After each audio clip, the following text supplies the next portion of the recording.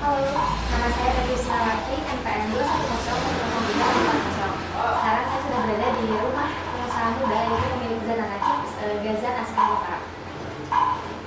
Halo, nama saya Gazan Askar Gufara, biasa dipanggil Gazan. Saya pemuda dari Bandung, lahir di Bandung tanggal 27 Juli 1995. Jadi usia saya saat ini masih 20 tahun, nanti Juli baru 21 tahun. Nah, langsung ya. Nah, apa sih yang menginspirasi kamu sehingga kamu bisa jadi seperti sekarang? Seperti sekarang jadi pengusaha gitu. Ya, gitu. Oke. Dulu, waktu usia saya 50 tahun, 50 tahun nih. Waktu usia saya 5 tahun, orang tua saya cerai. Jadi saya adalah dari keluarga broken home. Nah, semenjak saat saya umur 5 tahun orang tua saya cerai, itu saya tinggal bertiga, saya, kakak saya perempuan, sama mama. Nah, semenjak saat itu kondisi ekonomi keluarga itu berantakan banget. Jadi bisa dibilang kita miskin banget. Miskin karena kita mau kalau makan tuh Indomie telur, nasi Indomie, nasi telur, nasi Indomie atau nasi Indomie telur. Kan apa? Lo ada nyebut merek nih. Pokoknya itu makanan kita sehari-hari. Nah, suatu hari kita kehabisan uang banget buat makan. Jadi kita mau makannya, saya makan lapar. Saya buka Magicnya, ada nasi. Pas mau buka kulkas, telurnya habis. Mau beli telur, kita habis, nggak ada duit nih. Akhirnya waktu itu apa yang kita lakukan, kita ngumpulin koin-koin receh yang ada di satu seragam SD. Terus ada di sela-sela, misalnya suka di sini suka ada 500 rupiah, di sini suka ada 100 rupiah. Kita kumpulin recehnya, ada 3.700 rupiah. Mau beli telur seperempat, harganya 4.500. Jadi kita mau beli telur buat makan, kita ngutang 800 rupiah. Nah, dari situ, saking susahnya kehidupan kita, cita-cita saya dulu sederhana sebenarnya. Nggak kepengen jadi pengusaha, cuman kepengen sebelumnya cuman kepengen beli citato. Jadi itu cita-cita saya dulu, cuman kepengen beli citato doang, karena kita mau makannya susah, mau ngemil apa lagi gitu loh, mau ngemil beli citato nggak bisa.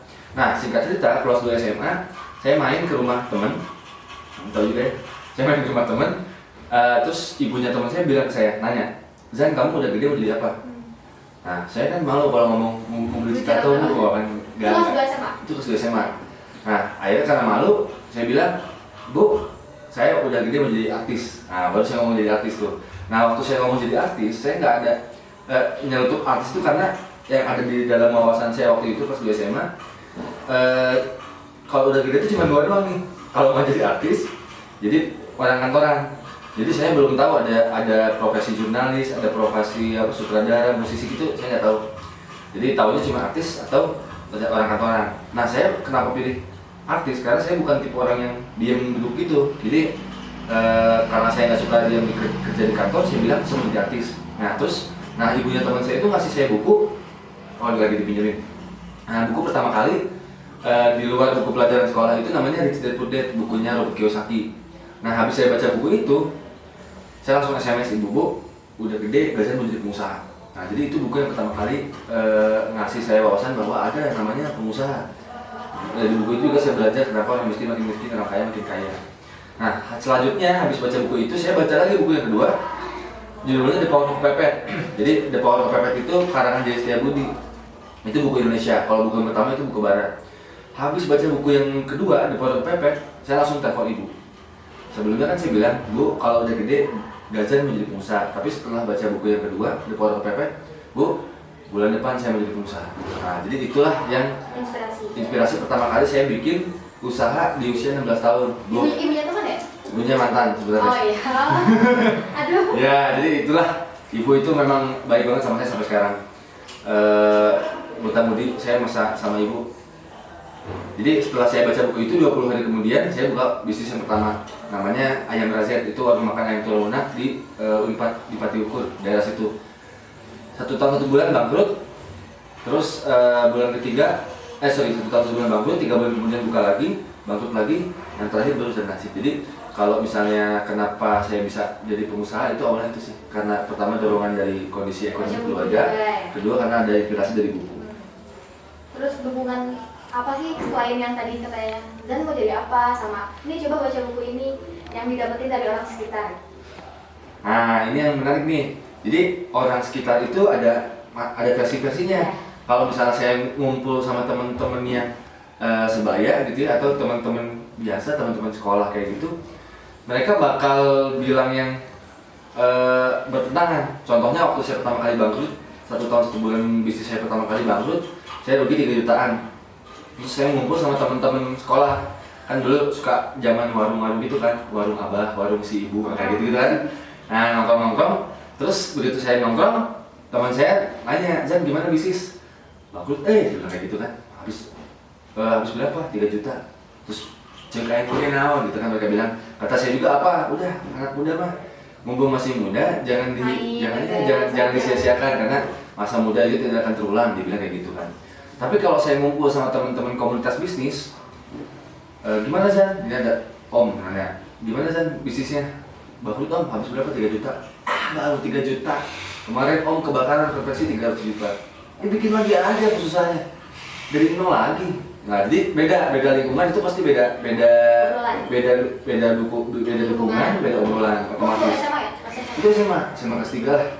Jadi kalau misalnya dukungan dari orang sekitar, ya pintar-pintar cari lingkungan yang mendukung gitu. Jadi tergantung lingkungannya. Berarti setelah yang tahu langsung mau jadi pengusaha itu langsung gabung sama yang komunitas bisnis gitu? Langsung, jadi setelah saya kepengen jadi pengusaha, saya langsung baca-baca buku bisnis, baca-baca buku motivasi, baca-baca buku pengembangan diri, ikutan seminar bisnis, seminar motivasi, seminar pengembangan diri. Nah dari seminar itu saya kenal sama kiri kanan kan, halo namanya siapa Gazan, namanya siapa, kenalan, ternyata mereka punya komunitas, saya ikut.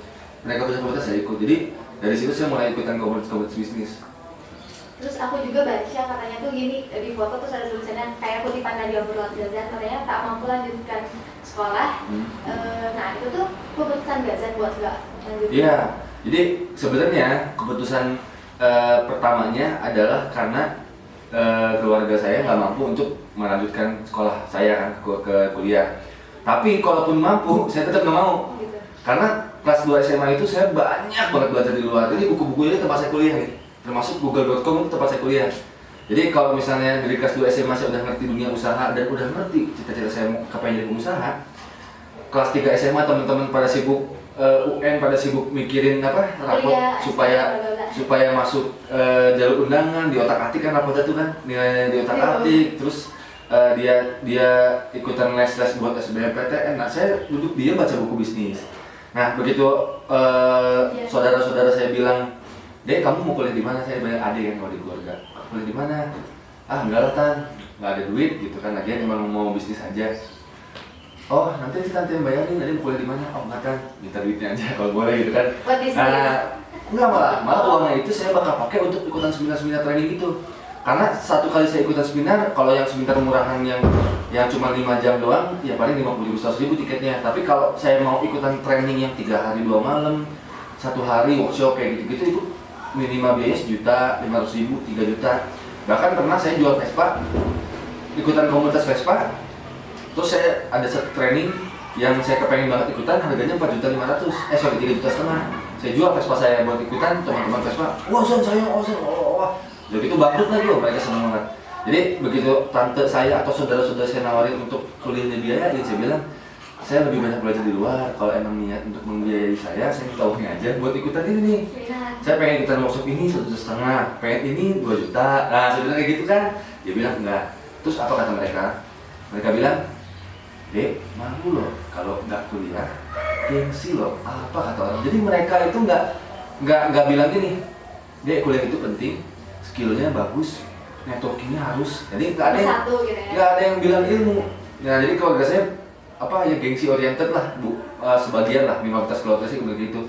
Sementara saya berpikir saya kepengen jadi pengusaha muda, suksesnya muda semudah-mudahnya gitu kan. Dan kalau saya ikutan jalur kuliah itu lama banget, ada libur 3 bulan segala macam. Jadi saya bilang, saya yakin nih sama diri saya sendiri, kalau saya nggak kuliah, kecepatan belajar saya bakal lebih cepat dibanding teman-teman saya kuliah. Saya bilang kayak gitu kan. Tapi karena nggak ada yang percaya, udah akhirnya saya nggak dibiayain kuliah, akhirnya saya belajar sendirian, belajar di internet, belajar di seminar-seminar. Nah terus begitu saya bangkrut, nah terus tante-tante itu senang banget dong, tuh kan kata tante juga apa, udahlah kuliah aja yang bener, itu harus bangkrut tuh. Habis saya bilang saya nggak akan kuliah, saya bisnis saya bangkrut, saudara-saudara bilang, tuh kan kata tante juga apa, itu saya down banget itu, down banget. Tapi itu lagi balik ke lingkungan teman-teman pengusaha, semangat lagi. Terus itu kan tanggapan dari apa ya? Kalau menurut tante kayak kuliah aja, dibayarin kok tenang aja. Kalau orang tua sendiri gimana? Oh, kalau orang tua jelas-jelas mendukung saya banget karena saya kan tinggal dari kecil sama mama doang kan. Mama itu ngerti banget saya kayak gimana dan mama udah ngasih kepercayaan sama saya mau pulang malam, mau pulang subuh. Mama saya tahu saya nggak akan merokok, mama saya tahu saya nggak mabok, mama saya tahu saya nggak pernah macem-macem. Jadi mama saya tuh udah percaya banget sama saya. Kalau saya bilang A, mama yakin oke, mama yakin. Jadi peranan Gazanti keluarga tuh sebagai tulang punggung keluarga ya, sebagai ya figur ayah untuk adik-adik. Jadi mama nikah lagi, terus kita punya adik kecil-kecil 2 orang, cerai lagi. Jadi ya sudahlah. Jadi memang takdir Allah gitu. Terus kan berhasil nih akhirnya Zanana. Amin. Hal yang pertama kali dilakukan itu apa gitu? Dengan penghasilan yang wah besar gitu. Oh, Hal jadi yang pertama dilakukan. justru kalau misalnya teman-teman saya nanya Zan, itu setelah punya Zanana TV kamu bisa beli apa aja? Saya bilang itu nggak ada apa-apanya dibanding pengalaman yang saya punya selama berbisnis dari awal bangkrut, mulai lagi, dan selama saya ngejalanin bisnis Zanana TV itu jauh lebih mahal dari semua duit, sebuah materi yang saya punya sekarang. Kenapa saya bilang lebih mahal materi? Kalau uang, ya ini kita juga bisa hilang atau ini juga kita pindah lagi, nggak ada yang abadi. Tapi pengalaman yang saya dapatkan di lapangan, pengalaman memimpin orang yang lebih tua, pengalaman dikhianati, pengalaman ditipu, pengalaman susah cari karyawan, itu justru pengalaman yang membuat saya suatu saat ketika ini kan harta atau materi atau bisnis yang kita punya sekarang kan titipan kan, maksudnya titipan aja dari Allah gitu kan. Kalau misalnya suatu saat Allah mau ngambil, kita nggak usah khawatir karena kita ngerti ilmunya, ya. Kita bisa bikin lagi yang baru. Nah itulah yang mahal. Jadi kalau misalnya materi ya cukuplah beli handphone, beli Citato, itu udah cukup banget. Akhirnya udah bisa beli Citato. Tapi ada satu hal yang cita-cita saya dulu waktu 16 tahun, saya bikin ini kan green book gitu loh. Jadi semacam buku isinya mimpi-mimpi. Kepengen ngomongin mama sebelum usia 22 tahun, pengen punya mobil sebelum umur 22 tahun, kepengen nikah sebelum umur 22 gitu kan. Nah itu alhamdulillah kemarin kabul alhamdulillah. Jadi itu sih yang paling berkesan dibanding yang lain, bisa ngomongin mama pakai uang sendiri, hasil jualan keripik pisang doang ya kan, alhamdulillah. Jadi jangan takut lah bikin impian gitu. Kenapa sih pilihnya dari yang ayam tadi terus sekarang keripik pisang? Nah kalau yang pertama kali itu bikin ayam, itu saya sebenarnya mau bisnis tapi bingung mau jualan apa kan. Jadi adanya apa, ayam udah ayam gitu kan.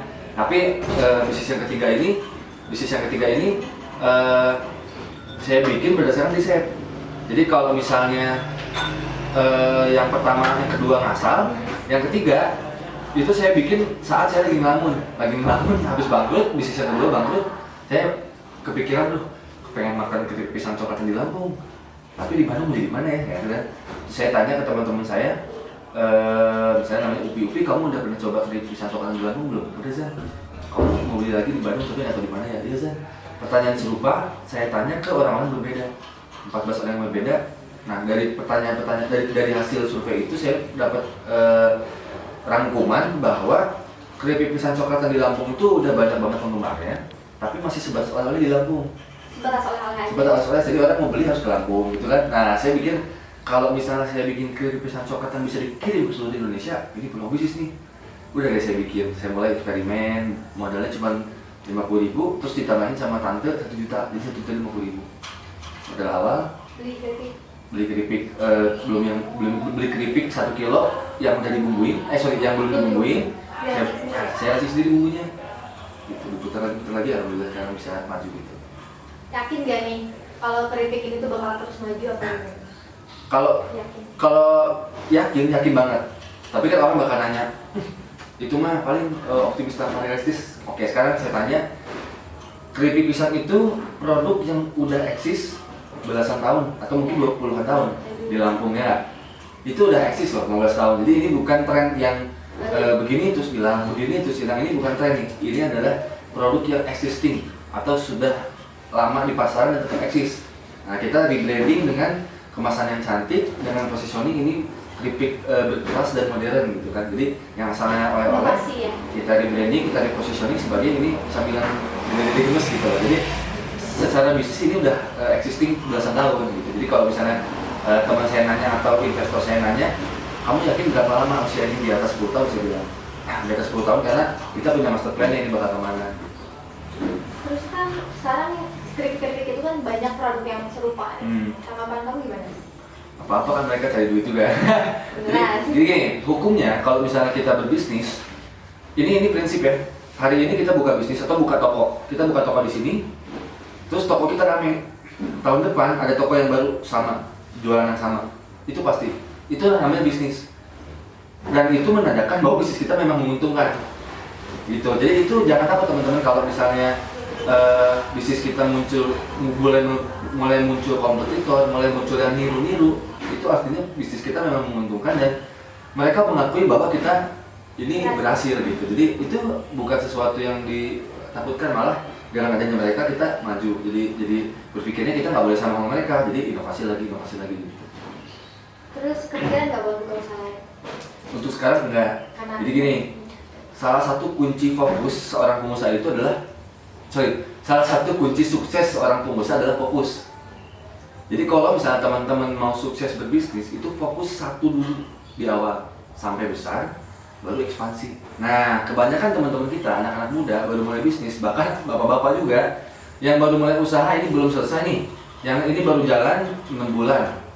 Terus kopi green tea rame, bikin kopi green tea. Cappuccino cincau rame, cappuccino cincau. Seblak rame. Akhirnya nggak fokus, mereka bilang, Zan, saya punya waktu 24 jam. Siangnya saya ngurusin ini, malamnya saya ngurusin ini. Ya, waktu bisa dibagi tapi hati tidak. Gitu kan? Nah, kalau misalnya kita mau sukses, benar-benar sukses, kita harus fokus satu, dibesarkan dulu sampai besar, kita punya sistem, kita punya karyawan, baru kita boleh poligami. Dalam arti poligami bisnis, jadi kita boleh deh dari pisang dan chip kita bikin kafe sebab pisangnya, atau kita bikin percetakan kemasannya, atau kita bikin perkebunan pisangnya, itu bisa, tapi dimulai dari satu. Jadi tidak ada bisnis yang besar sekaligus dalam waktu yang sama. Gitu. Jadi skala Sairul Tanjung pun kan satunya awalnya Bank Mega dulu, baru bikin BSN bikin Trans TV bikin 7, Carrefour, baru Carrefour, terus kayak gitu. Jadi satu dulu, baru beranak pinak kemudian. Terus itu keripik pisangnya masih supplier gitu atau udah buat sendiri? Keripik pisang kita masih outsourcing, jadi untuk meminimalisir proses bisnis, jadi daripada kita goreng sendiri, belanja sendiri, terus belum lagi kita harus nyiapin tempat yang gede. Ini harus kita perlu 3 kali lipat rumah ini buat bikin tempat produksi sendiri, bikin wajan-wajan yang besar, terus belum resiko kebakaran, belum kita buka-buka pisang kulitnya, belum getahnya. Jadi itu untuk meminimalisir proses bisnis kita outsourcing dengan memberdayakan ibu-ibu atau bapak-bapak yang udah jadi produsen selama puluhan tahun. Kita beli pisang yang udah jadi sama mereka, berbagi rezeki buat mereka. Walaupun untung kita berkurang sedikit ya apa-apa, daripada kita repot gitu. Ya benar. Gitu. Langsung aja deh ke pesan-pesan atau motivasi buat anak-anak muda yang ingin memulai bisnis. Oke, ini ya, kalau misalnya teman-teman mau mulai bisnis, teman-teman harus ngerti dulu bisnis itu tujuannya apa. Kalau teman-teman mungkin pernah dengar, jadi pengusaha itu enak loh, banyak duit, terus diem di rumah aja dapat duit, bisnis jalan, ownernya jalan-jalan, istilahnya kayak gitu saya banget kedengeran. Terus bebas finansial, jadi kita, ya itulah istilahnya kita diem aja di rumah, tidur aja, uang masuk, bahkan bisnis kita jalan dan berkembang. Teman-teman berpikir seperti itu benar banget. Itu benar banget, tapi nanti itu adalah hasil akhirnya. Jadi itu adalah hasil akhirnya seorang pengusaha ketika sudah mencapai puncak. Wah, dia bisa jalan-jalan seenaknya dia ke depan nggak harus nunggu hari Sabtu, Senin aja pas sepi, gitu. Ke bioskop nggak harus nunggu Jumat, Selasa aja pas sepi. Itu pengusaha puncaknya. Tapi sebenarnya ada proses yang panjang yang dilalui oleh seorang pengusaha. Yang orang-orang anak muda itu nggak taunya jadi pengusaha itu banyak duit. Begitu dia nyobain, ternyata kenyataannya kita 24 jam kerjanya. Orang-orang tidur kita bangun, orang-orang libur kita kerja 24 jam 7 hari aja masih kurang buat kita. Itu kenyataan di awalnya. Dan teman-teman harus ingat, kalau misalnya jadi pengusaha yang sukses itu gampang, orang-orang jadi pengusaha dari dulu. Kenapa jadi pengusaha itu enak? Ujungnya ya kita tutup mata, transferan masuk. Kita jalan-jalan sebulan, bulan madu, tahu-tahu ada permintaan dari Singapura, dari Amerika. Itu bisa terjadi setelah kita melalui proses yang kebanyakan orang nggak mau ikutin, nggak mau melalui proses itu. Makanya ada satu quotes yang saya senang banget.